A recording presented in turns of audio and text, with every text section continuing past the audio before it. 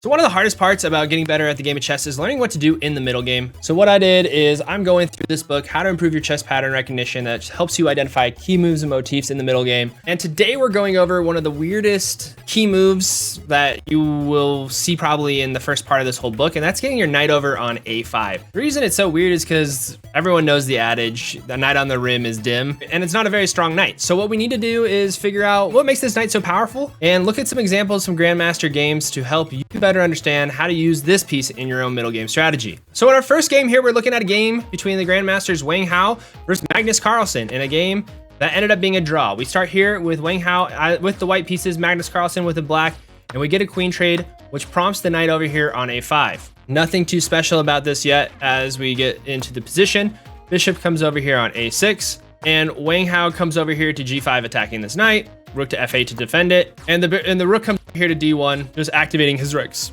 After h6 comes, the knights are traded off. And from here, what do we have here? We have the knight on the edge, which seems like not the best piece. And while this bishop seems normal, white controls this d file, which makes it super strong. White also has the better pawn structure. And surprisingly, white's knight over here on a5 is better than his bishop over here on a6. And the reason being is it controls these squares that it's going to allow this bishop kind of to move and make itself a better bishop. So white then goes c4 here, boxing in this bishop, making this bishop pretty weak. All it has is to go over here to c8, making it a very passive bishop and dropping pieces in the process.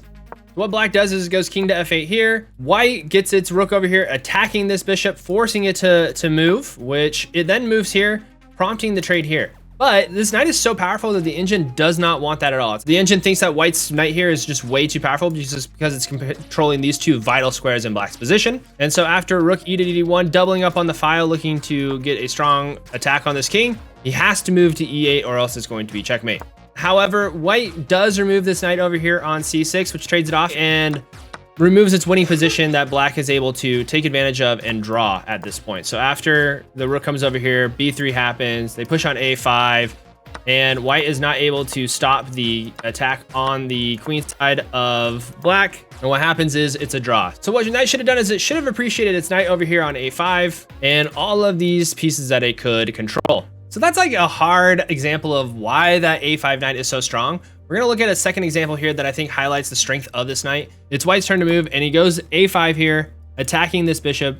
The knight is protected by this d2 bishop here. And the most important thing is these pawns over here on a6 and b5 is they can't really attack this knight. So this knight is pretty much lodged in here and is not moving as long as this bishop or this pawn is going to be here on b4. So in this position, I think it's safe to say that this black bishop here, because it has no prospects on this diagonal here, sorry, I can't draw lines, this knight here over here on a5 is much stronger. So this position only really works with having this bishop over here on this diagonal, controlling these squares deep into the enemy's territory. That's where its position primarily lies. So black moves over here on c5 here, attacking this light square bishop, and white just says, hey, I'm going to solidify this knight. I'm also going to attack this knight. We trade off the bishop, and the white's now pawn center is super strong in this position. What we have here for black still is he has this dark squared bishop, but it's a really bad bishop that doesn't really have anywhere to go. You can trade off here, but you don't really want to do that. So what happens is the bishop then retreats back over here to a8, retaining that bishop, and rook to c1 attacking this queen. The queen has to retreat, and white improves his position by going bishop to c3 here. And then pawn takes on f4, knight to h3, king castles, knight takes f4, black goes h4, trying to push on the king side here. And then white kind of makes a mistake here going knight to h5. The reason this is a mistake is because after the take here, the queen's kind of out of the game. But black makes a mistake right back by going queen to e6 here. And at this point, white retreats the knight, looking to go attack this queen. The queen looks for a queen trade, which he gets, and we get the rooks trade. The position is simplified. The bishop comes back, looking to centralize itself even more. After the rooks take, the bishop takes back, and knight then comes back here again on a5, really controlling and making this bishop useless in the endgame. So the bishop comes here, looking to activate itself. King gets into the game, and the king comes over here to protect this pawn to one. When this trades off, this bishop still sucks. So after the d takes, the pawn takes. This game ended in a draw. Now that this king is protecting this pawn, this bishop has nowhere to go, and with the same colored bishops, There's really no counterplay that can be made, and we ended up with a draw in this game, and it's all due to the fact that this a5 knight was so powerful in limiting the scope of this light squared bishop here. In our last game here, we're going to look at the power of the a5 knight. We're looking at a game between Peter Dukachewski versus Anna Zatongskit. I butchered those names. I'm completely sorry. So in this position, white's turn to move, and it goes bishop to a5, harassing this light squared bishop that's on this long squared diagonal here. So again, we have this pawn structure on a6 and b5, things that we want to see. And one thing to note about this a5 square is it's not bad as long as it's en route to a better square, which you're looking at here because of this vacated square here. This is where white's knight wants to be as long as his bishop is no longer on this diagonal. That's something to keep in mind with this a5 knight. So in this example, we see him getting to c6 by the way this game is played out. Bishop comes over here to d5, and black comes over here on e4 to attack this dark squared bishop over here on d2, and white just drops it back.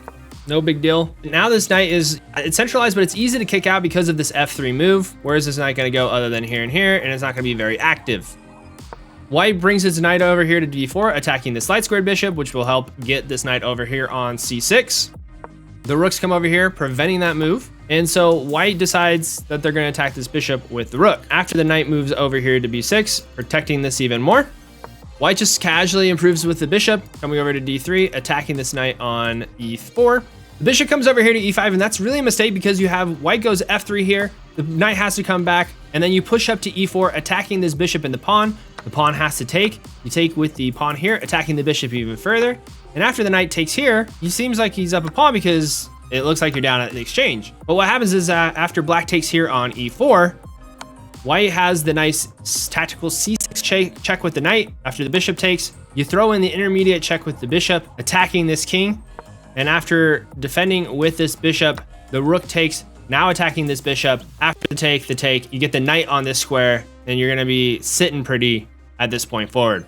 So white easily wins with that a5 knight, and it's super important to use when you have a long square diagonal bishop on the queen side. That's kind of where the a5 knight shines best because you're attacking it deep into its own territory without any way to attack it because of this pawn structure here. So I hope you were able to learn something from that video. I know that's a very high level concept with the a5 knight, but if you like that video, please like and subscribe to the YouTube channel. Our next middle game concept will be here, and we'll see you next time. Goodbye.